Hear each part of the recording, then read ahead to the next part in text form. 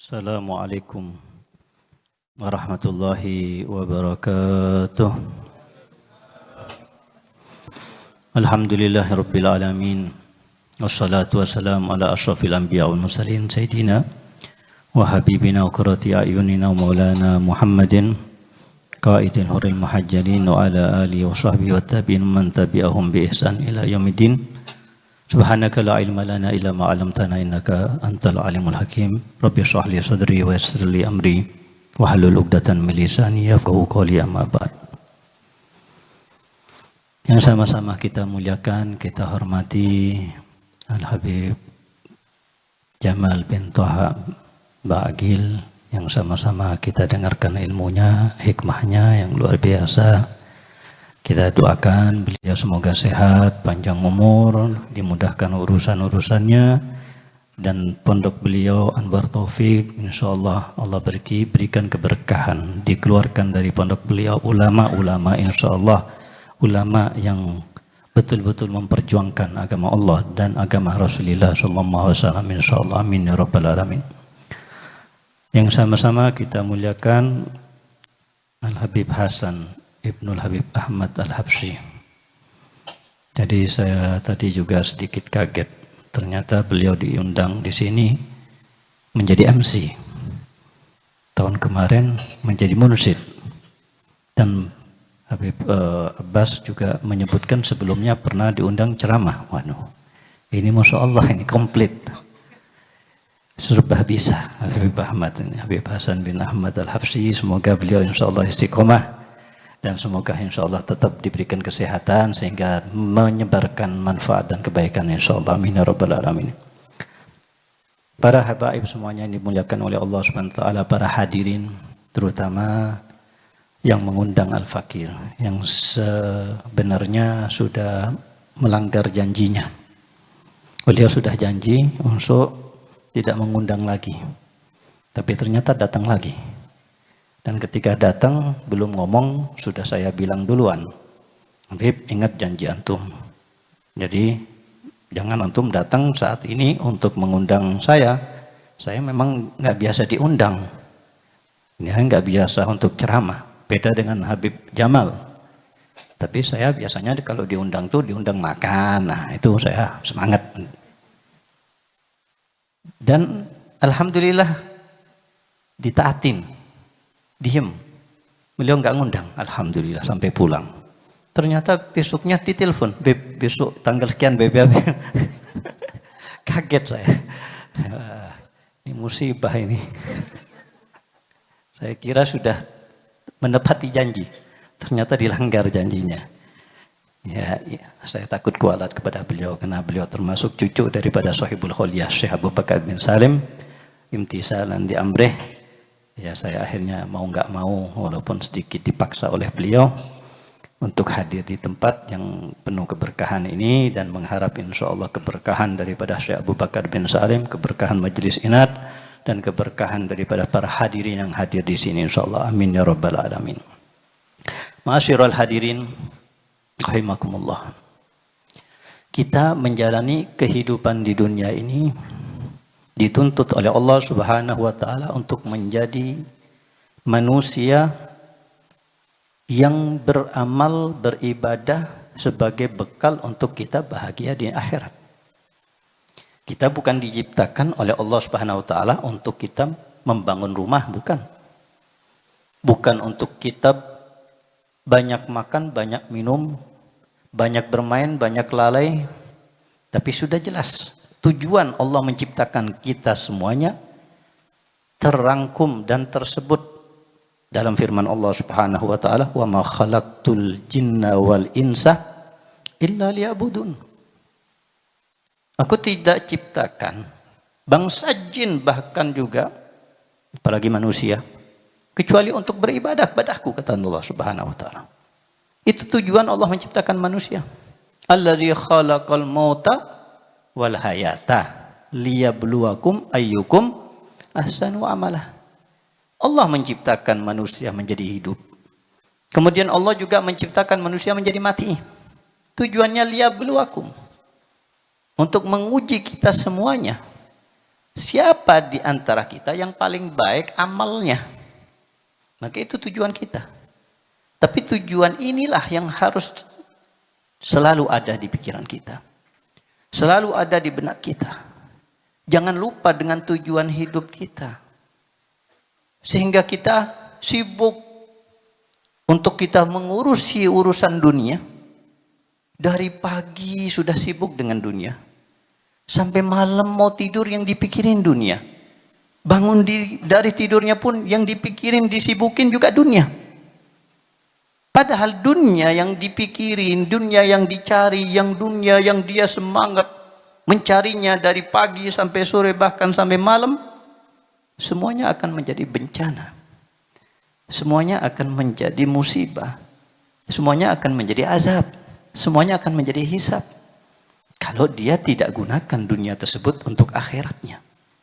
Sehingga Imam Ali bin Abi Thalib, beliau mengatakan, inna dunya halalaha hisab wa haramuha iqab. Sesungguhnya katanya Imam Ali, dunia ini yang halal. Ini yang halal. Yang halal. Bisnis dengan halal. Bukan bisnis yang mengandung unsur maksiat. Bukan bisnis kita berbohong. Bukan bisnis kita kemudian menipu.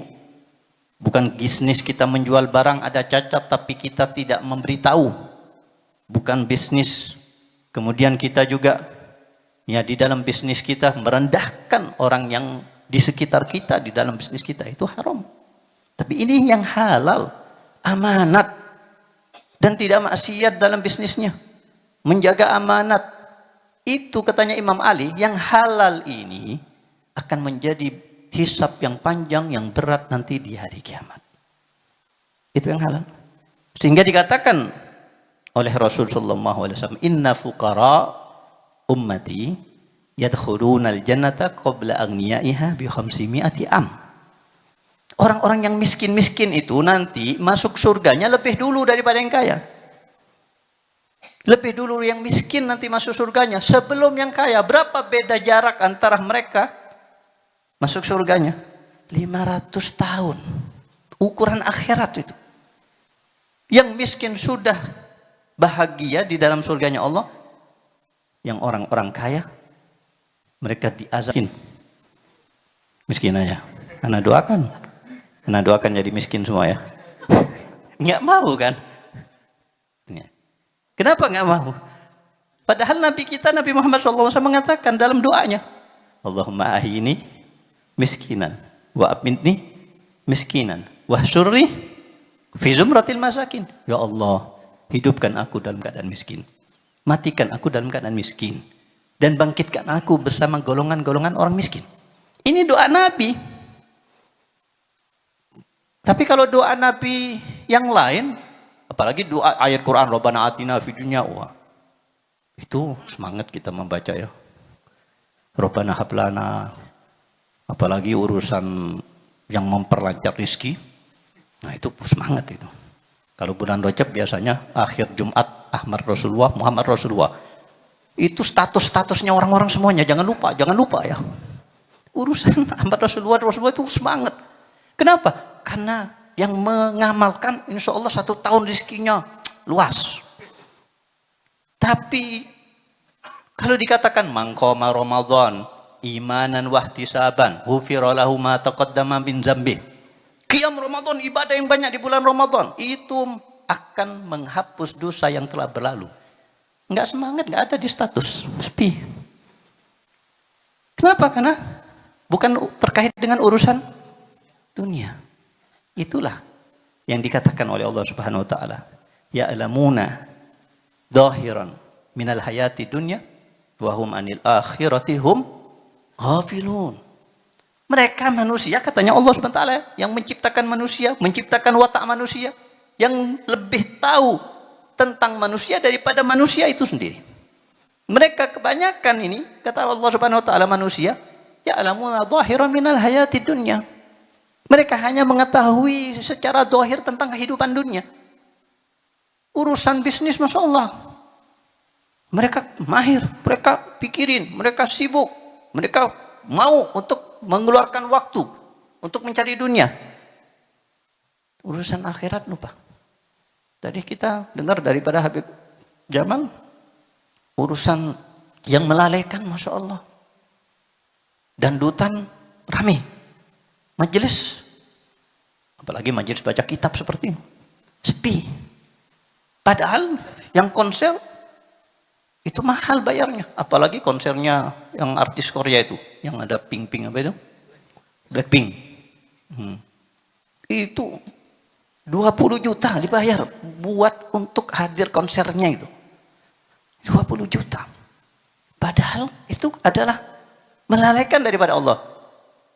Itu adalah maksiat di dalamnya. Tapi mereka mau membayar. Kenapa? Karena mereka pikirannya hanya dunia, nggak mikir akhirat. Kalau mikir akhirat, nggak mungkin mereka melakukannya. Nah, inilah yang dianggap oleh Nabi kita, Nabi Muhammad SAW, al-ahmak, orang yang bodoh. Al-ahmak man adba nafsahu hawaha. Orang yang bodoh, kata Nabi kita, Nabi Muhammad SAW, mengikuti hawa nafsunya. Hawa nafsunya diikutin, pingin apa diikutin. Dibisik-bisikin untuk maksiat ini diikutin, dibisikin untuk lalai daripada Allah SWT, bisikin, ikut.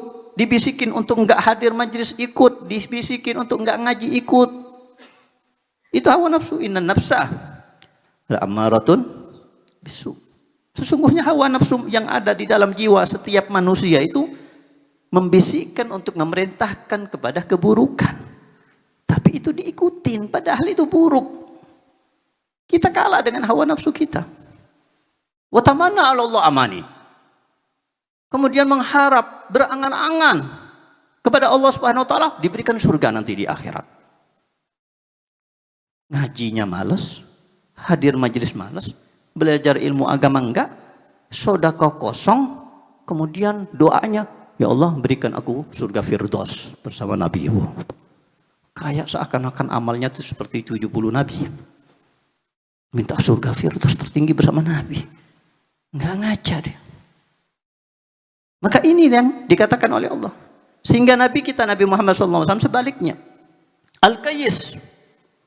Mandana nafsahu wa amila lima ba'dal maut. Ini orang yang cerdas. Cerdas sesungguhnya, kata Nabi Muhammad SAW, mandana nafsah, menjahada nafsah. Yang bisa melawan hawa nafsunya, bisa mengalahkan hawa nafsunya. Imam Abu Yazid Al-Bustami, beliau bertadarruk kepada Allah. Beliau bermunajat kepada Allah. Beliau sepanjang malam ibadah kepada Allah. Ingin sampai kepada Allah. Ingin betul-betul menjadi orang yang kenal betul kepada Allah Subhanahu wa taala. Sehingga beliau terus ibadah bermalam-malam. Sampai dapat jawaban dari harapan beliau. Yang harapan beliau sampaikan setiap malamnya, ya Allah, kaifal wusul ilaik, bagaimana caranya aku sampai kepadamu ya Allah. Setelah bermalam-malam ibadah baru ada jawaban ilham dari Allah Subhanahu wa taala. Dan di situ Allah menjawab, utruk nafsak wa ta'al ilayya. Utruk nafsak wa ta'al ilayya. Tinggalkanlah dirimu, makanya kamu akan aku berikan jalan untuk menuju kepadaku. Itulah yang dikatakan oleh Allah Subhanahu wa taala dalam firman-Nya, walladzina jahadu fina lanahdiyannahum subulana. Maka siapa yang betul-betul berusaha melawan nafsunya, fina, untuk kami, untuk Allah Subhanahu wa taala, maka akan aku berikan jalan-jalan untuk bisa sampai kepada kami, kata Allah Subhanahu wa taala. Ininya cara jalan. Maka ini yang dikatakan oleh Allah, oleh Nabi kita, Nabi Muhammad, orang kayis, melawan hawa nafsu. Dan kedua, wa amila lima ba'dal maut. Orang yang cerdas, yang pintar, kata Nabi Muhammad SAW, yang beramal untuk yang setelah kematian. Bukan beramal untuk kehidupan yang sebelum kematian. Kita sekarang masih hidup dalam kehidupan di alam dunia. Tapi kita akan datang waktunya. Nggak ada yang abadi. Nggak ada yang hidup selama-lamanya. Nggak ada yang Allah Subhanahu wa taala berikan bahkan sampai beribu-ribu tahun umurnya. Semua ada waktunya, apalagi umat Nabi Muhammad SAW. Yang umat Nabi Muhammad ini umat yang Allah berikan umur yang paling pendek dibanding semua umat yang sebelumnya. Allah berikan umur kepada umat Nabi Muhammad ini paling pendek. Yang dahulu itu 100 ke atas, 200 ke atas. 150, 200, 300, 400, 500. Nabi Allah Nuh berapa? 1000 tahun.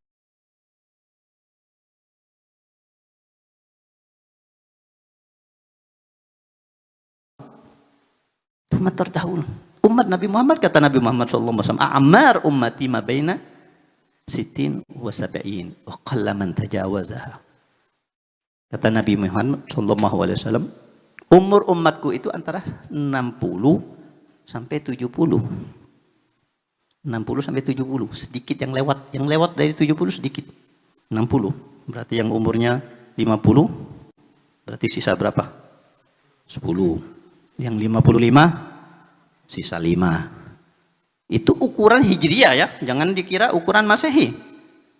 60 umur kita masehi itu berarti sudah 62 tahun. Harus ditambah 2 tahun. Setiap 33 tahun nambah 1 tahun. Berarti 60 nambah 2 tahun. Kalau kita umurnya 60 tahun berarti itu sudah 62 tahun. Nabi itu umurnya 60 tahun wafatnya. Itu ukuran hijriyah. Kalau ukuran masehi Nabi 62 tahun. Menikah Nabi umur 25 tahun. Itu ukuran hijriyah. Kalau ukuran masehi 24 tahun. Lebih sekian bulan sedikit. Nah itu umur umat Nabi Muhammad SAW. Ini umur yang sangat singkat. Gak terasa kita setiap hari mendengar innalillah wa inna ilaihi rajiun. Itu setiap hari itu. Innalillahi wa inna ilaihi rajiun. Kalau enggak tetangga, keluarga, orang yang kita kenal atau siapa, pasti ada aja kabar duka, kabar kematian, kabar wafat fulan, innalillah. Apa kita mengambil pelajaran daripada apa yang kita dengar, apa yang kita ketahui daripada wafatnya mereka yang sudah mendahulu kita? Padahal itu adalah nasihat terbesar, kata Nabi Muhammad SAW. Nasihat terbesar itu kematian selain Al-Quran. Maka Nabi SAW mengatakan dalam sabdanya, ini taraktu lakum wa'idhan. Aku meninggalkan untuk kalian setelah wafatku 2 penasehat yang agung, yang besar. Natiqan wa shamitan. Yang satu nasihat yang bisa ngomong. Yang satu nasihat yang diam, nggak bisa ngomong. Fanatik Al-Quran. Yang bisa ngomong itu adalah Quran. Kita baca, ya, ketika kita baca wal asri innal insana lafi husrin, sesungguhnya seluruh manusia dalam keadaan rugi nanti di hari kiamat. Lafi husrin. Kecuali siapa? Illal ladzina amanu wa amilus shalihat wa tawasaw bil haqqi wa tawasaw bis sabr. Kecuali mereka orang-orang yang beriman. Kemudian juga mereka bukan hanya beriman tapi beramal soleh. Kemudian juga mereka saling mengingatkan untuk sabar, saling mengingatkan untuk berjalan dalam jalan yang benar. Yang selamat ini sampai sumpah wal asri, demi zaman. Ini kita akan dinasihatin sama Al-Quran. Quran ngomong kepada kita. Ini adalah nasihat teragung. Makanya kalau bisa, kalau kita baca Quran itu fahami maknanya supaya kita bisa mengambil nasihat. Kita baca Quran, nggak faham maknanya, dapat pahala nggak? Tetap dapat pahala. Tetap dapat pahala. Tapi kalau kita baca Quran, faham maknanya, pahalanya jauh berkali-kali lipat. Bedanya berapa? Bedanya 700 kali lipat per huruf. Kan rugi kalau kita nggak memahami Al-Quran atau memahami arti daripada Al-Quran. Nggak, kalau bisa ada terjemah Quran, kita lihat terjemahnya. Supaya kita ngambil nasihat, bukan hanya baca. Baca itu sudah luar biasa, ibadah itu. Man qara'a harfan min kitabillah falahu bihi hasanah wal hasanatu bi asyri amsalihha la aqulu alif lam min harfun walakin alifun harfun wa lamun harfun wa mimun harfun. Kata Nabi SAW, siapa yang membaca 1 huruf daripada Al-Quran, berarti dia akan mendapatkan 1 pahala. Tapi tidak cukup di situ. 1 pahala ini pasti Allah akan lipat gandakan sampai 10 pahala. Setiap huruf dilipat gandakan sampai 10. Minimal bisa sampai 70, bisa sampai 700. Tergantung dalam keadaan apa kita membaca, wuduk atau tidak, adab atau tidak, khusyuk atau tidak, faham maknanya atau tidak. Tergantung itu. Tapi minimal kita nggak faham, nggak punya wuduk, nggak adab, baca Quran kita dapat 1 hurufnya 10 pahala. Dan kata Nabi Muhammad SAW sampai ditekankan, diulang, la aqulu alif lam mim harfun. Yang membaca Al-Quran alif lam mim itu bukan 1 huruf. Alifnya 1 huruf sendiri, lamnya 1 huruf sendiri, mimnya 1 huruf sendiri. Alif lam mim itu berarti 30 hasanah, 30 pahala cuma alif lam mim. Bagaimana kalau kita baca 1 lembar? Berapa itu? 1 lembar. Berapa huruf? 1 lembar, enggak tahu. Ya, anak sendiri enggak tahu soalnya. 1 lembar berapa huruf yang ada itu? Tinggal dikali per huruf kali 10. Berapa itu kalau nggak dalam keadaan nggak ngerti maknanya, nggak dalam keadaan wudhu, nggak dalam keadaan sholat. Kata Imam Ali karramallahu wajhah, siapa yang membaca Al-Quran dalam keadaan tidak wudhu, tidak sholat, maka per hurufnya itu yang dilipat gandakan sampai 10 kali lipat. Tapi kalau dia membaca Al-Quran tapi dia punya wudhu, maka dilipat gandakan per hurufnya 25 kali lipat. Kalau dia membaca Al-Quran dalam keadaan wudhu dan sholat, tapi sholatnya duduk, boleh nggak sholat duduk? Wah, rupanya rata-rata banyak sholat duduk ini. Sholat duduk boleh, asalkan sholat sunnah. Jangan nanti subuh duduk akhirnya. Sholat sunnah boleh duduk, tapi pahalanya separuh daripada pahala orang yang sholat sunnahnya berdiri. Nah, daripada nggak sholat, ngaji. Sholat nggak apa-apa walaupun duduk. Kita Ramadan kan ngaji itu. Ngaji apa enggak? Enggak ngaji juga Ramadan. Wah, kalau Ramadan enggak ngaji itu kapan ngajinya? Kita kan ngaji tuh. Coba kita bayangkan. Kalau kita ngaji, kita enggak sholat, per hurufnya 10 kali lipat. Atau kalau kita punya wuduk 25 kali lipat. Tapi kalau kita sholat, walaupun duduk, sambil duduk aja. Kita buka Quran, kita ngaji sambil sholat. Allahu Akbar, baca Fatihah sambil duduk. Setelah Fatihah buka Quran. Kita ngaji. Per hurufnya 50 kali lipat. Berarti 2 kali lipatnya kalau kita nggak sholat. Per huruf. Kalau 1 lembar berapa huruf?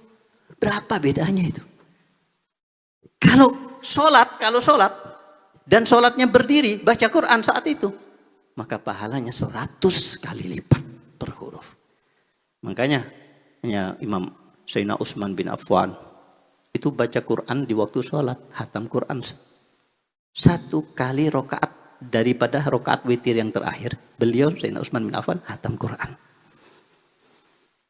Jadi tiap malam sholat dan baca Quran dari awal sampai akhir. Sampai beliau ini wafatnya dalam keadaan apa? Mengaji. Dalam keadaan membaca Al-Quran. Kenapa? Karena hidupnya dengan Al-Quran. Kita hidupnya dengan Al-Quran, insya Allah pun nggak jauh. Ketika wafatnya tidak jauh daripada Al-Quran. Kita hidupnya dalam keadaan kelalaian, hidupnya maksiat kepada Allah Subhanahu Wa Taala. Kemudian mengharap kita mati dalam keadaan sujud, mati dalam keadaan memegang mushaf membaca Al-Quran. Enggak, jangan berharap. Matal mar'u ala ma asya alaih, kata Nabi Muhammad SAW. Manusia akan meninggal sesuai dengan kebiasaannya.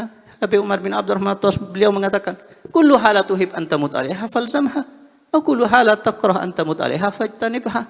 Setiap keadaan kalian ingin mati dalam keadaan tersebut. Kita ingin mati dalam keadaan apa? Mengaji, sholat, hadir majelis, dalam keadaan zikir, sujud, apapun yang kita inginkan. Kalau kita ingin meninggal dalam keadaan tertentu, maka lazimi dan sering-sering istiqomah melakukan apa yang kita inginkan keadaan tersebut. Insya Allah meninggalnya dalam keadaan seperti itu. Satu contoh dari sekian banyak. Habib Syekh Segaf Suluh, beliau punya ayah siapa? Habib Abdul Qadir bin Ahmad bin Abdurrahman.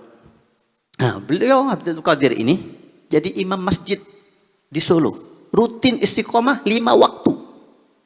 Jadi nggak pernah ditinggal itu menjadi imam masjid.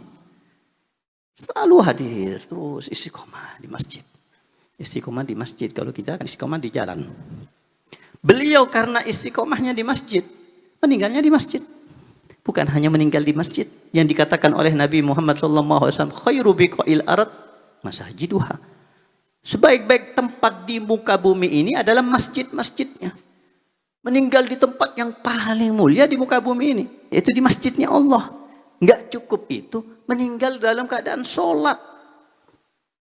Sholatnya bukan makmum, tapi sholatnya jadi imam. Dan tahu sholatnya sholat apa? Sholat Jumat.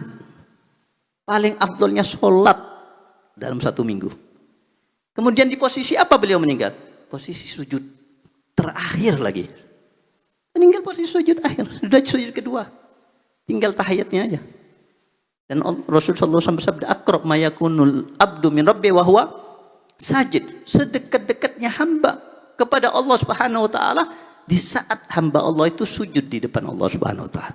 Meninggal dalam keadaan sholat Jumat di hari yang paling mulia, di hari Jumat, di waktu sujud yang dikatakan akrab ma yakunul abdu min rabbi wa huwa sajid, paling dekatnya hamba kepada Allah Subhanahu wa taala. Kenapa beliau dapat kemuliaan seperti ini? Ya karena istiqomah beliau sholatnya di masjid. Ya ketika tidak pernah ke masjid, kita nggak pernah ke masjid kecuali mungkin Jumatan ya. Jumatan. Selain Jumatan biasanya setahun 2 kali itu juga apa? Ya, sholat Id itu. Wah semangat kita. Baru ke masjid. Jadi kadang-kadang ada yang ngeluh dan kapok ke masjid. Kenapa? Sandal anak hilang. Sesungguhnya beruntung ente kalau sandalnya hilang. Yang nggak beruntung, yang kakinya nggak pernah nyampe ke masjid. Itu yang musibah. Nanti hilang sandal nggak musibah. Musibah itu ada pahala kok. Tapi yang musibah sesungguhnya nggak pernah ke masjid kakinya. Padahal kakinya dia keluar kota sering. Bahkan keluar pulau. Bahkan sebagian keluar negeri. Tapi masjid di kampungnya nggak pernah menginjak kecuali Jumatan. Berat.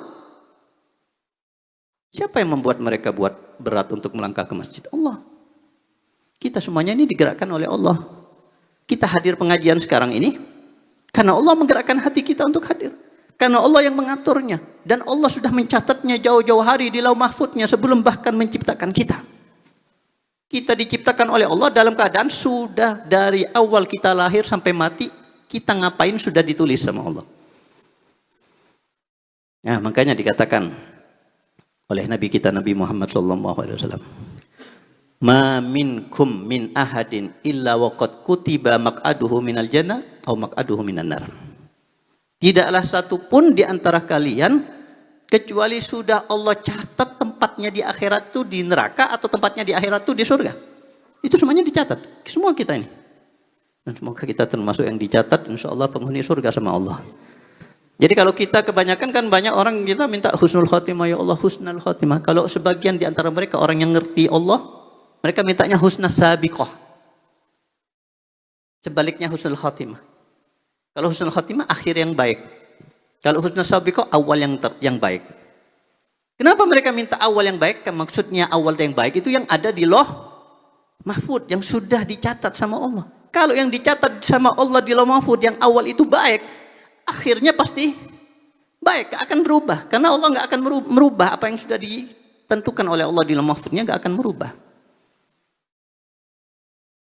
Jadi kalau misalnya kita ditentukan oleh Allah Subhanahu wa taala kita min ahli jannah di Lauh Mahfud, nggak usah banyak-banyak sholat, nggak usah hadir majelis, pasti sudah akan tetap kita akan menjadi penghuni surga. Kalau sudah dicatat sama Allah. Makanya nggak usah rajin hadir majelis, nggak percuma. Nggak usah banyak sholat.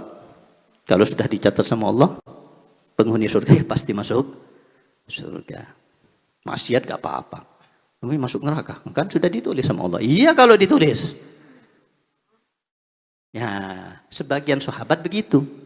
Bertanya kepada Rasul sallallahu alaihi wasallam, "Ya Rasul, wa idzan afala nattakil ala kitabina?" Kalau begitu wahai Rasul, tidaklah kita bergantung kepada catatan Allah, ketentuan Allah. Kalau sudah ditentukan sama Allah enggak akan berubah apa yang ditentukan oleh Allah SWT. Terus buat apa kita ibadah? Kalau kita sudah ditentukan min ahli jannah, ya kita ibadah ya tetap masuk surga. Enggak ibadah pun tetap masuk Kalau ditentukan min ahlinar, walaupun ibadahnya 1000 tahun, kalau sudah ditentukan min ahlinar nggak akan berubah. Jadi tetap kita min ahlinar. Apa kata Nabi Muhammad SAW? Jawaban beliau yang harusnya selalu dijadikan mindset kita, di pikiran kita, di benak kita. I'malu fakullun muyassar lima khuliqala. I'malu, berbuatlah sesuka kalian. Tapi ingat, Allah Subhanahu wa taala memudahkan seseorang berbuat sesuatu yang sesuai dengan ketentuan Allah di akhirat. Kalau sudah Allah tulis di Lauh Mahfuz untuk kita surganya Allah, Allah akan mudahkan kita untuk hadir majelis. Ini hadir majelis. Ada hari Ahad juga majelis ya. Jumat malam Sabtu Risalatul Muawana. Ya, maghrib sampai jam 9 katanya. Kalau kita rutin itu hadir majelis, apalagi majelis ilmu itu, pahalanya besar. Nabi kita Nabi Muhammad SAW mengatakan, man hadara majlis al-ilm khairun min alfi raka'ah wa min tashi alaf marid wa min iyada alaf marid wa min tashi alaf janazah. Pahalanya satu kali hadir majelis ilmu ya, bukan majelis zikir. Karena itu lebih afdal. Kalau majelis zikir, maulid, majelis qasidah, salawat bagus, sangat bagus. Tapi yang sangat lebih bagus lagi kalau kita hadir majelis ilmu, kita diajarkan yang haram, yang halal. Kita diajarkan tentang akhlak. Kita diajarkan tentang bagaimana mengobati penyakit hati. Bagaimana kita mengerjakan ibadah dengan benar. Bagaimana kita muamalah, jual beli transaksi dengan sesuai syariat. Itu majelis ilmu. Ini yang jauh lebih bagus. Kadang-kadang orang semangat hadir majelis sholawatan, majelis ini, maulid hall, tapi majelis ilmu nggak hadir, sedikit, segelintir. Padahal ini yang jauh lebih afdal. Kata Nabi Muhammad SAW, siapa yang hadir majelis ilmu itu pahalanya lebih baik daripada lebih banyak. Khairun itu lebih baik, artinya lebih banyak daripada sholat 1000 rakaat. Kalian kalau nggak hadir majelis, kalian di rumah sholat 1000 rakaat. Bisa? 1000 rakaat 1 jam. Kita hadir majelis berapa jam tadi ini? Dari jam berapa ini? Undangannya jam 6. Tapi kok Ustaz nggak apa-apa jam 8 datangnya. Wah, kok jam 6 undangan, jam 8 nggak apa-apa datang. Berarti mereka hadir dari jam 6 nunggu semuanya itu. Akhirnya anak datang setengah 9 karena dibilang nggak apa-apa. Ya? Oh, habis sisa. Berarti formalitas jam 6-nya itu ya. Berarti lain kali insya Allah telat-telat nggak apa-apa ya. Jadi dikatakan oleh Nabi kita lebih baik daripada 1000 rakaat. Imam Ali Zainal Abidin, beliau sholat setiap harinya 1000 rakaat. Setiap hari itu bukan, kalau kita kan setiap tahun itu 1000 rakaat setiap tahun. Kalau dihitung kalau nyampe itu. Nggak tahu nyampe apa enggak. Ramadan aja 20 rakaat sudah pegel-pegel. Seakan-akan kita orang soleh ini. Baru 20 rakaat itu belum 200. Ini 1000 rakaat. Bukan Ramadan aja, tapi setiap hari. Imam Ali Zainal Abidin, Sayyidi Ahmad Arifai, Sayyidi Ahmad Al-Badawi, Imam Sayyid Al-Faqih Muqaddam termasuk beliau. Bahkan dari kalangan wanita juga ada Sayyidah Rabi'ah Al-Adawiyah. Perempuan sholat 1000 rakaat. Setiap hari. Habib Umar Muhdar sholat nggak mau kalah sama saya Rabi Al-Adawiyah. Mendengar Rabi Al-Adawiyah juga hatam Quran 1000 kali dalam hidupnya. 1000 kali hatam Quran. Kita hitung berapa coba? Setahun sekali enggak? Setahun sekali kita umur berapa? 20 tahun, berarti 20 kali. Itu kalau ngaji semenjak bayi lahir ngaji. Baru dihitung berapa kali kita hatam Quran. Sayyidina Rabi Al-Adawi 1000 kali hatam Quran. Habib Umar Muhdar beliau menggali lubang di belakang rumah beliau. Kalau beliau lagi datang malas ibadahnya, lagi hoflahnya beliau ini sudah ibadah sebenarnya. Beliau masuk ngaji di sini. Ini cerita dari Habib Umar bin Hafid yang cucu daripada Syekh Abu Bakar bin Salim. Jadi sering ngaji di kuburan ini. Sampai kalau ada datang tamu, ketuk-ketuk pintu, anaknya buka, mau apa? Mana abah ente? Anak mau ketemu abah ya? Abah lagi di kuburan. Nanti datang lagi, abah di kuburan. Oh, kaget orang, kok di kuburan terus? Sampai anak-anaknya malu. Kok tamu-tamu itu tanya terus kalau datang mana Abah. Malu kami anak-anaknya di kuburan Pak. Apa katanya abahnya?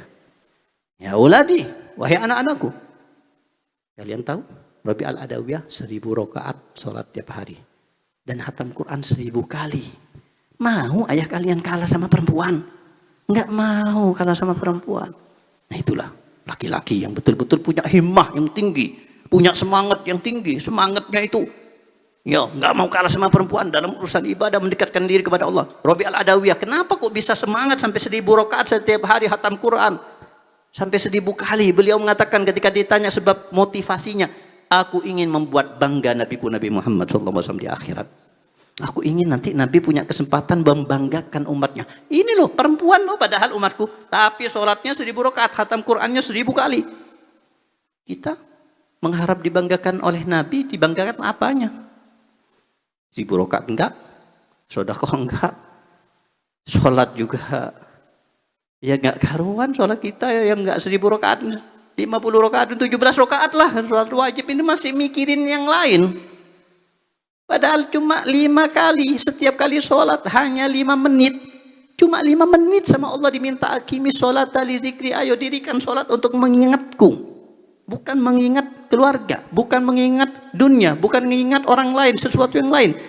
Ingat untuk ingat kepada diriku katanya Allah. Cuma sholat aja diminta sama Allah. Ngingat sama Allah. Sholat 25 menit kita masih nggak bisa ingat sama Allah. Masih mikir yang lain padahal cuma 5 menit.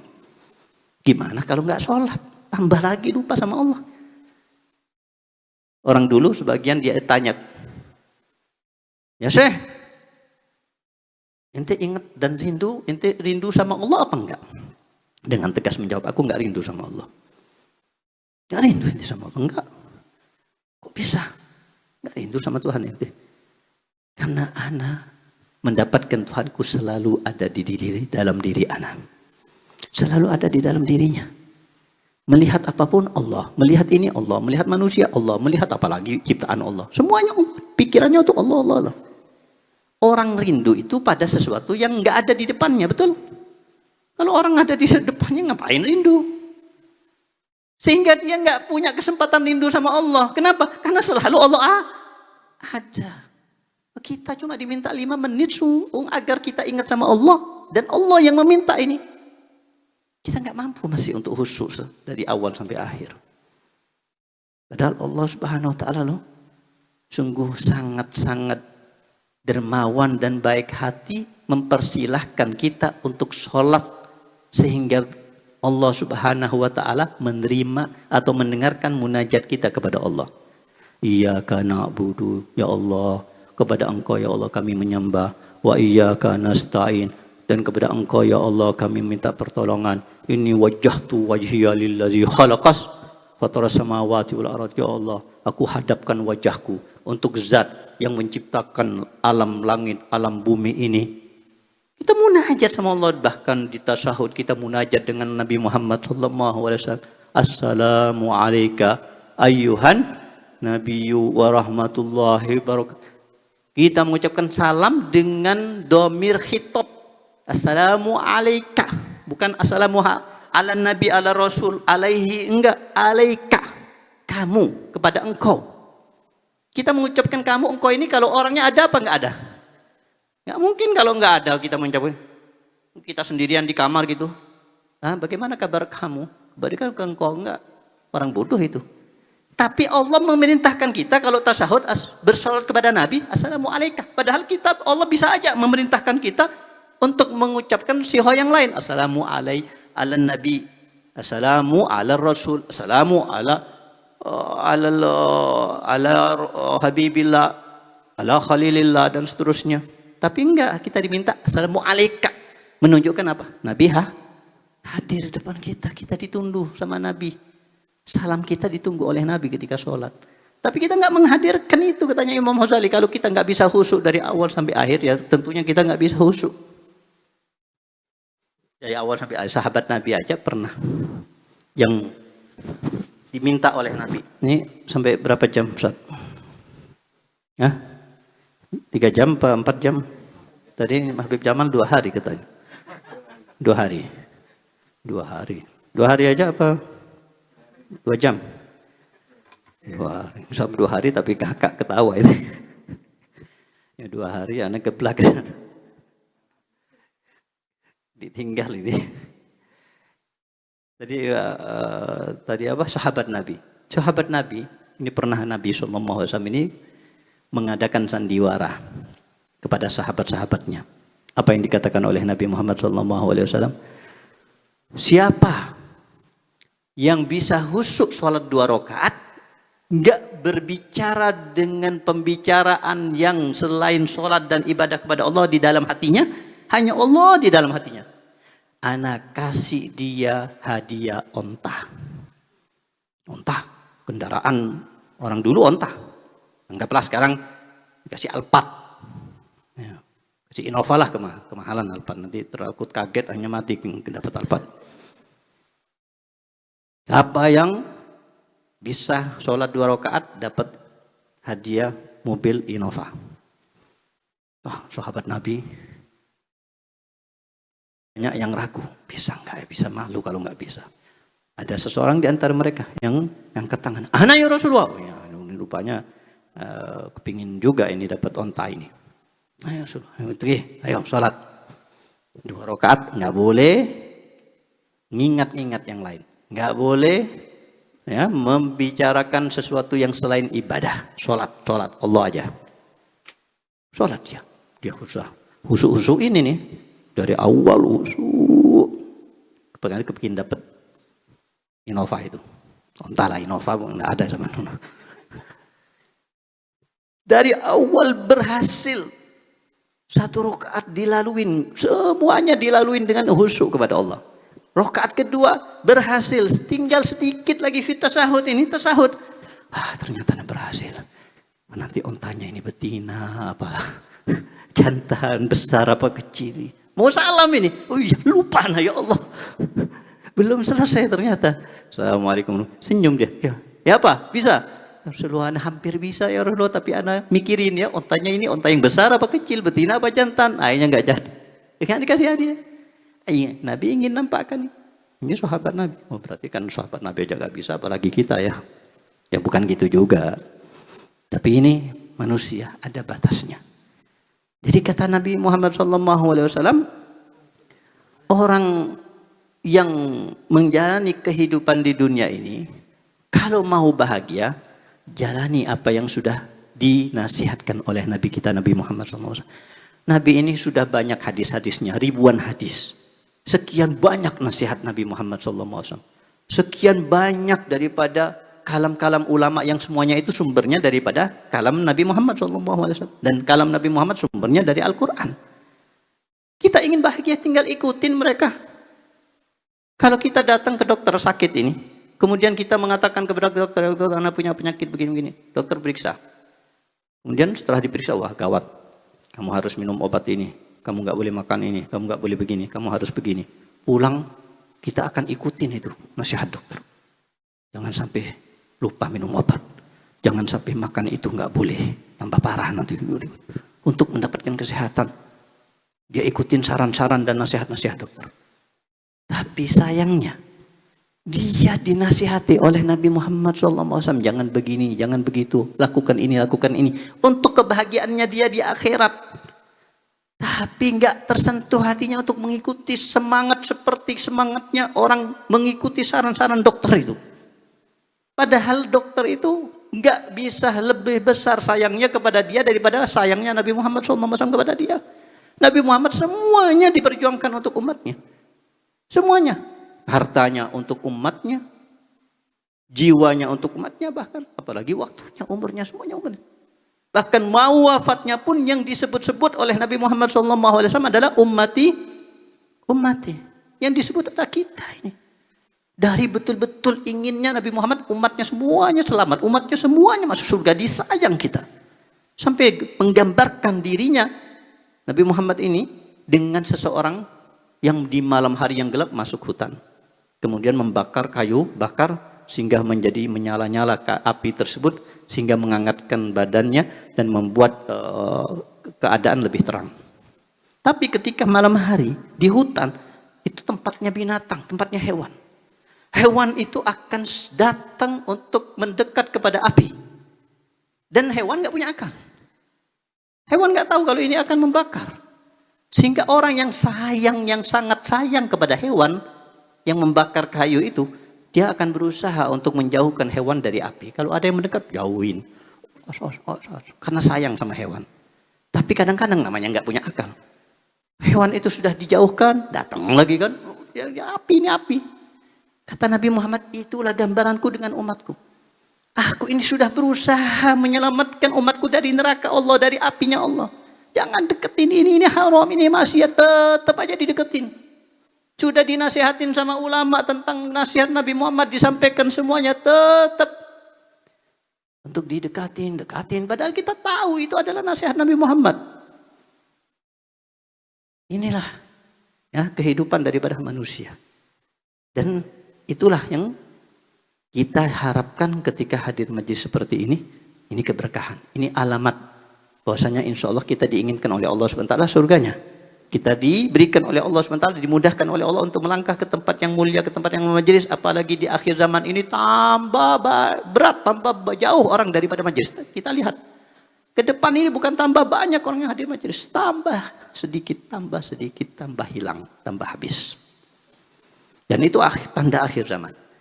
Dan Nabi SAW sudah jauh-jauh hari mengatakan dalam satu riwayat, yanfirun nas min majalisil ulama, sayanfirun nas min majalisil ulama, ini maknanya. Kama yanfiru, seperti larinya domba daripada serigala. Ketika manusia ya ada ulama, ada yang mengajar, ada majelis seperti ini, mereka lari, mereka nggak mau hadir, mereka nggak mau tahu, mereka cuek. Apa yang kata Nabi Muhammad SAW? Kalau itu terjadi di akhir zaman, usibu bisalah sati asya. Mereka akan diberikan azab oleh Allah dengan 3. Pertama apa? Sallallahu alaihim sultanan doliman. Kalau itu terjadi di akhir zaman, Allah akan berikan kepada mereka pemimpin yang dolim. Ini yang terjadi. Kalau kita jauh daripada ulama, kita jauh dari majlisnya ulama, Allah akan hukum kita dengan Allah berikan kepada kita pemimpin yang dolim. Jadi kalau ada ternyata pemimpin kita dolim, andai kata, yang salah bukan pemimpin, tapi yang salahnya kita rakyatnya. Kenapa nggak mau kita mendekat dengan ulama? Ini Nabi yang mengatakan sebabnya karena kita menjauh dari ulama. Itu musibah pertama. Musibah kedua, apa kata Nabi Muhammad SAW? Musibah kedua, Allah cabut keberkahan dari rezeki kita. Allah cabut keberkahan dari rezeki kita. Kita punya uang nggak berkah. Kita punya uang bukan disalurkan untuk tujuan akhirat kita, tapi tujuan untuk dunia kita. Kita mudah untuk jalan-jalan. Kita mudah untuk foya-foya. Kita mudah bahkan ke luar negeri. Tapi untuk nyumbang pondok, nyumbang majelis berat. 1000 kali mikirnya. Tapi dengan foya-foya jalan-jalan mudah mereka. Padahal itu bukan menyelamatkan akhiratnya. Tapi yang ini yang akan menjadi simpanan. Infakkan untuk majelis, infakkan madrasah, infakkan untuk masjid-masjid, musola-musola fuqara. Itu untuk kita, itu harta kita sesungguhnya. Apa yang kita berikan untuk Allah Subhanahu wa taala itu Allah Subhanahu wa taala menyimpan celengan untuk kita yang Allah terus lipat gandakan setiap waktunya. Dicelengin sama Allah. Kita infak ini 100.000 rupiah misalnya di majelis inar, 100.000 rupiah di masjid, di ini. Itu Allah Subhanahu wa taala simpan di akhirat di celengan, dan Allah terus lipat gandakan. Seperti tumbuhnya tanaman, menumbuhkan padi-padi terus bercabang setiap waktu. Itulah yang didapatkan. Kemudian nanti dia akan merasakannya kapan? Di akhirat. Sedangkan yang disimpan, ditahan di tangannya, itu nggak akan dia mendapatkan nantinya balasan surganya Allah Subhanahu wa taala, nggak ada mendapatkan pahala di sisi Allah Subhanahu wa taala. Yang ada, inilah yang dikatakan oleh sebagian ulama, kalau manusia meninggal kemudian meninggalkan warisan harta, dia dikasih 2 musibah besar oleh Allah. Pertama, ketika dia cari uang dari semenjak muda sampai tua, cari uang duit sebanyak-banyaknya. Ketika mati, semua duit-duitnya, semua hartanya, semuanya akan ditinggal. Nggak akan dibawa.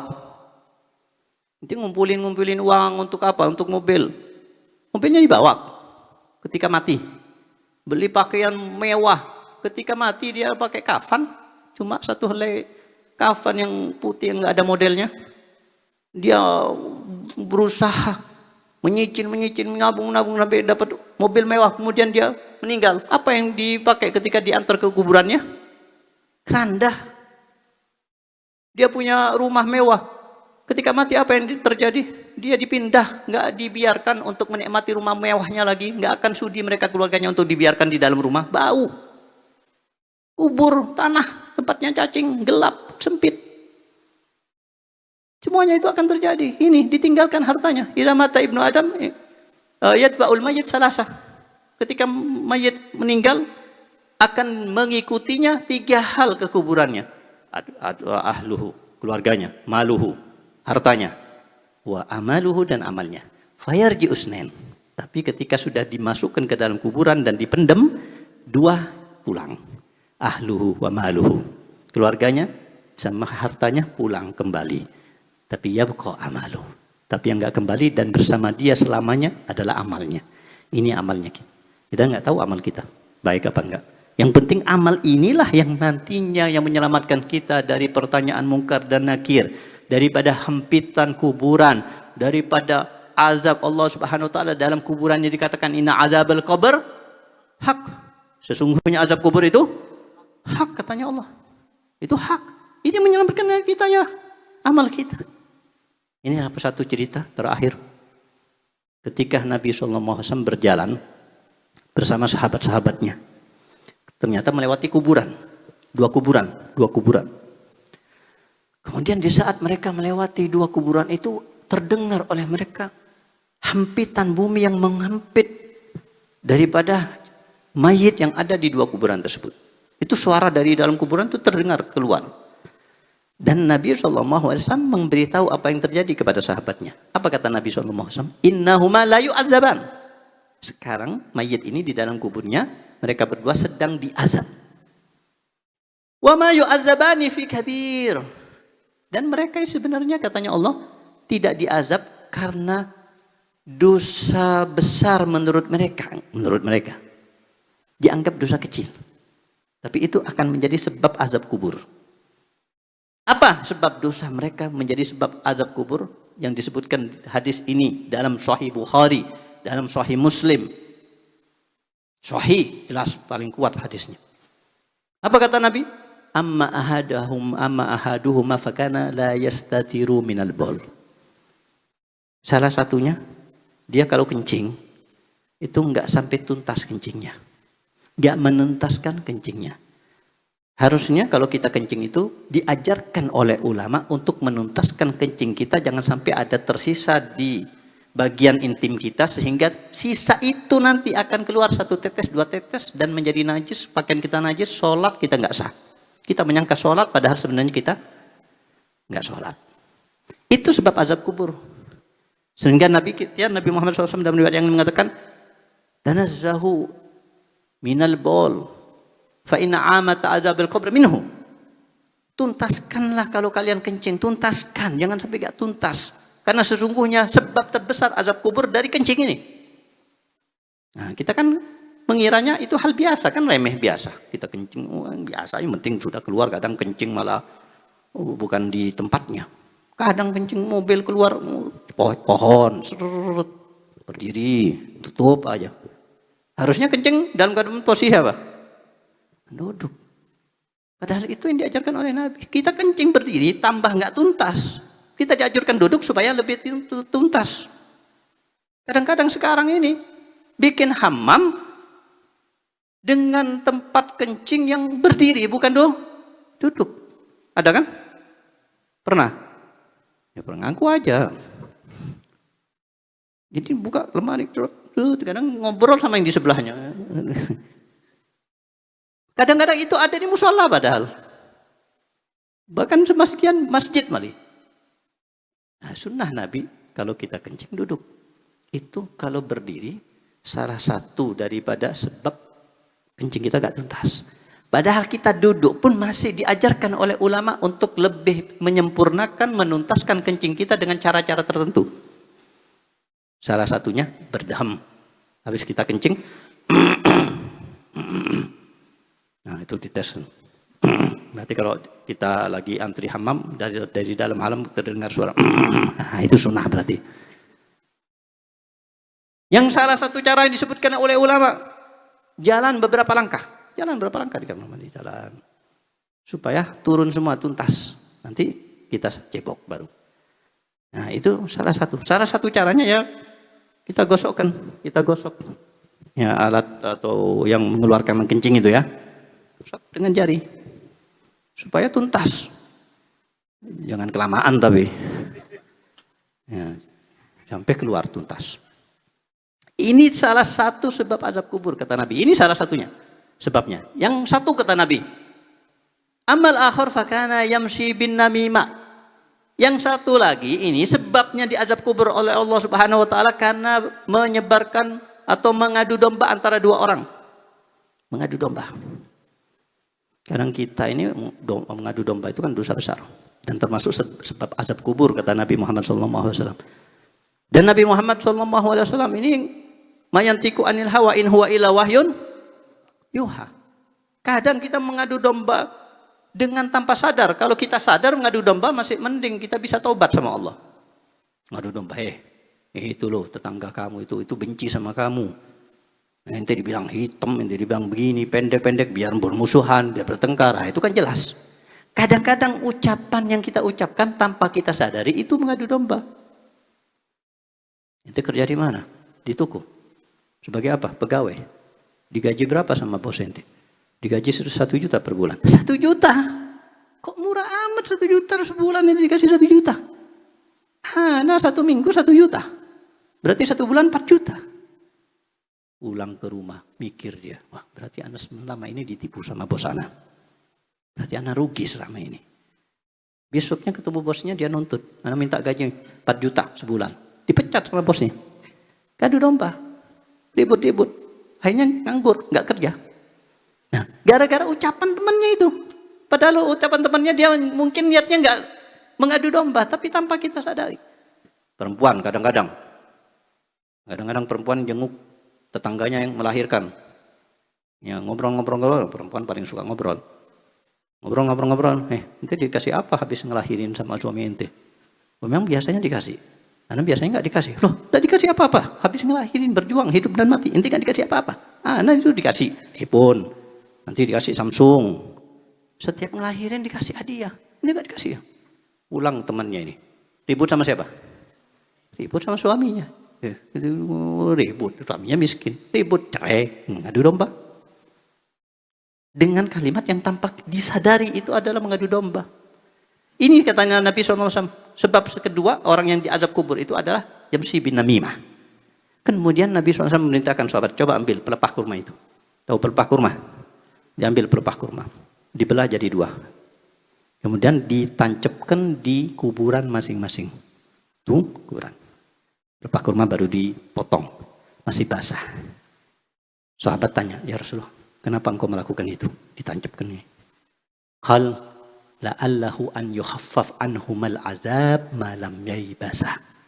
Dengan itu aku mengharap akan diringankan azabnya oleh Allah Subhanahu wa taala selama pohon-pohonan atau pelepah kurma itu masih basah. Makanya kalau kita ziarah kubur kita bawa apa itu? Bunga. Itu tumbuh-tumbuhan yang masih hijau, tumbuh-tumbuhan yang masih basah itu bertasbih. Nah, kata Nabi, bitasbihihima dalam riwayat yang lain, berkat tasbih keduanya, bertasbih pelepah kurma itu akan diingatkan azabnya. Karena bertasbih. Nah, makanya kalau kita melihat ada di kuburan umum itu, ada bunga-bunga yang masih segar, itu haram kita ngambil. Nggak boleh kita ngambil, ambil. Banyak bunga, kok kuburan orang tua nggak ada, dipindah. Ini dibelilah. Paling cuma berapa? 5.000 dapat 1 kresek. Masa enggak bisa beli untuk orang tua ente? Ini meringankan azab, ini tasbih bertasbih. Meringankan azab, bahkan bisa menghilangkan azab. Nah Dalam satu riwayat dan cerita ini kita bisa ngambil banyak pelajaran. Kalau kita ambil satu persatu. Apa kita terusin nih? Satu aja pelajaran satu. Yaitu kita disampaikan oleh Nabi bahwasannya pertama ada azab kubur. Berarti Nabi bukan dong yang ada azab kubur, bukan nakutin, tapi betul-betul akan ada azab kubur. Inna adzabal kubur hak, kata Nabi. Azab kubur itu betul-betul hak. Bahkan kita termasuk wajib beriman dengan 6 poin. Salah satu poinnya dengan yaumil akhir, dengan hari akhir. Bukan hari akhir, hari kiamat aja, tapi yang berkaitan dengan itu. Termasuk azabul kubur. Harus dan wajib beriman dengan azab kubur. Kalau kita nggak percaya, berarti kita bukan orang yang beriman. Nah, itu pelajaran. Kedua, sebab-sebab azab kubur. Sudah kita ceritakan, kita sampaikan. Dan ketiga, ternyata yang masih basa-basa itu bertasbih. Masa yang basa-basa bertasbih yang tanpa akal, mereka bertasbih, sedangkan kita diberikan oleh Allah akal yang tahu ini manfaat, ini membuat bahagia kita di akhirat. Satu tasbihnya. Salah satu daripada ulama atau ahli ibadah di zaman Nabi Allah Sulaiman, ketika bertasbih kepada Allah, subhanallah, kemudian tahu-tahu datang rombongan daripada Nabi Allah Sulaiman dengan rombongan yang luar biasa. Bahkan bukan rombongannya itu hanya dari golongan manusia, tapi juga dari golongan jin, hewan-hewan juga yang tunduk kepada Nabi Allah Sulaiman. Semuanya ikut bersama rombongan Nabi Sulaiman. Maka si ahli ibadah itu mengatakan, alangkah beruntungnya Nabi Sulaiman dengan kerajaannya, kekayaannya, dengan apa yang dimilikinya. Nabi Sulaiman dengar, disamperin. Orang yang bertasbih itu disamperin, ya fulan, ketahuilah, ente baca tasbih ini, satu tasbih kalau diterima oleh Allah Subhanahu wa taala, maka itu jauh lebih baik daripada semua kerajaanku, semua hartaku. Kalau diterima sama satu tasbih, kita baca subhanallah la ilaha illallah. Jadi kita satu majelis ini berapa tasbih kita, berapa zikir kepada Allah. Apalagi dapat doanya Habib Umar bin Hafid kita tadi. Oh, Masya Allah, orang wali yang jelas-jelas wali. Kita didoakan orang wali. Itu beruntung banyak malam ini. Bahkan dalam manakib Syekh Abu Bakar bin Salim, beliau mengatakan, man zarona aw sami'a bi zikrina fa ana dominun lahu bil jannah. Siapa yang ziarah kepadaku atau enggak sempat ziarah kepadaku, tapi dia mendengar cerita-ceritaku, maka aku akan jamin hodan esok hari, aku akan jamin dia dapat surganya Allah Subhanahu wa taala. Oh, kalau ada yang hasut-hasut, wah, siapa dia kayak Tuhan aja jamin masuk surga. Memangnya menterinya Allah. Kenapa kok mereka dengan yakinnya banyak yang mengatakan seperti itu, bahkan nadiri wa nadiri fil jannah, orang yang memandangku dan orang yang memandang orang yang memandangku, dia akan di surga. Kenapa kok mereka yakin dengan itu? Karena mereka orang wali. Dan orang wali ini apapun yang diminta akan dikasih, diberikan oleh Allah. Loh, dari mana itu orang wali? Hadis qudsi, Allah yang mengatakan, wala yazalu abdi yataqarrabu ilayya bin nawafil hatta uhibba. Senantiasa mereka hamba-hambaku beribadah kepadaku dengan ibadah-ibadah yang sunnah. Kalau ibadah yang wajib sudah wajib. Cerita-cerita Syekh Abu Bakar Salim itu, sholat di masjid-masjid Tarim setiap malam, itu sampai subuh setiap malam pindah-pindah masjid-masjid. Nggak hanya sholat aja, tapi menguras tempat airnya itu dikuras, dibersihin, dikasih air baru. Kemudian juga menyiapkan air untuk kuda-kudanya mereka supaya nggak kehausan. Tiap malam itu kita ngapain tiap malam? Apalagi sekarang musim apa? Ya, musim Piala Dunia ini. Syekh Abu Bakar Salim 40 tahun ibadah tiap malam nggak pernah tidur. Tapi ibadah. Kita kan kadang-kadang nggak tidur tapi nonton. Nah ini sampai mana tadi? Nah ini katanya Syekh Abu Bakar bin Salim. Siapa yang melihat atau ziarah kepadaku atau mendengar cerita-ceritaku disebutkan, aku jamin masuk surga. Nah ini berdasarkan hadis qudsi yang berarti yang mengatakan adalah Allah Subhanahu wa taala. Hatta uhibba, kalau hamba-hambaku beribadah seperti ibadahnya Syekh Abu Bakar bin Salim, hatta uhibba, akan menjadi sebab aku cinta kepadanya. Cintanya siapa ini? Allah. Fa iza ahbabtu, katanya Allah, kalau sudah aku cinta kepada hambaku, kuntu sam'ahu alladhi yasma'u bih wa basaruhu alladhi yubsir bih, Wala yadahu lati yabtisu biha wa rijlahu lati yamshi 'alaiha. Kalau aku sudah cinta ini kepada hambaku, katanya Allah, aku akan jaga matanya, aku akan jaga telinganya, aku jaga tangannya, aku akan jaga kakinya. Itu orang wali. Orang wali maksiat? Enggak, dijaga sama Allah. Orang wali enggak maksiat.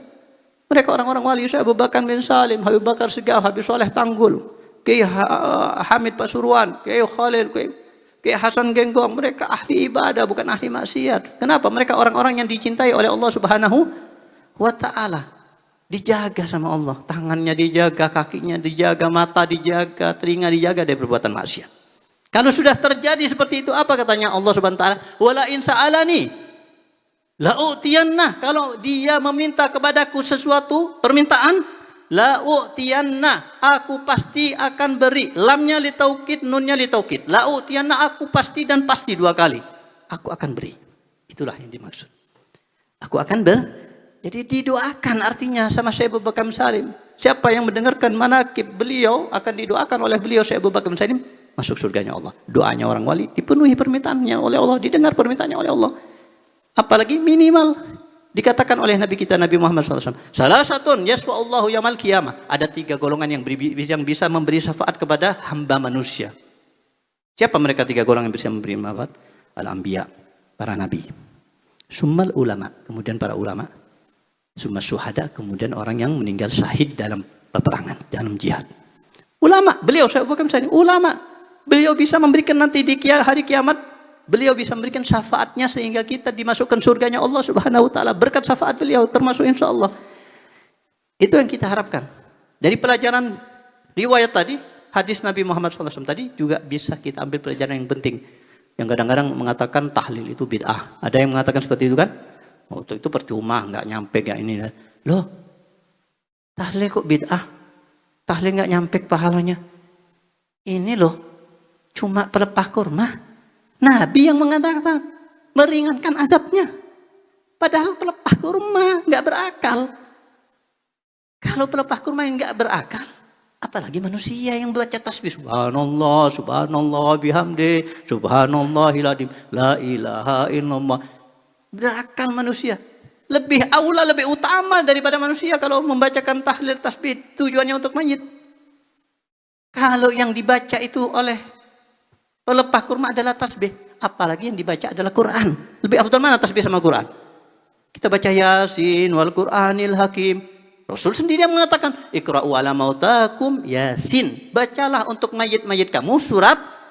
Jelas sorry, itu sudah hadisnya jelas. Kok dibilang bid'ah nggak nyampe? Terus ngapain kan nggak nyampe? Gak ada manfaatnya Nabi nyuruh. Suruh baca Yasin. Ya itulah yang sekian. Semoga insya Allah terlalu panjang ini. Walafu minkum. Assalamualaikum warahmatullahi wabarakatuh.